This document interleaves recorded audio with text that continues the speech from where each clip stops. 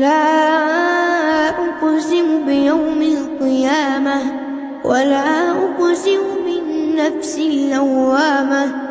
أيحسب الإنسان أن لن نجمع عظامه بلى قادرين على أن نسوي بنانه بل يريد الإنسان ليفجر أمامه يسأل أيان يوم القيامة.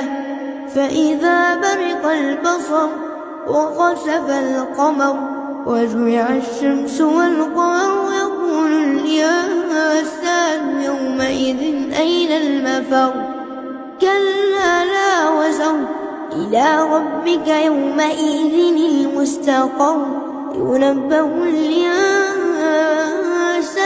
يومئذ بما قدم وأخر بل الإنسان على نفسه بصيرة ولو ألقى معاذيره.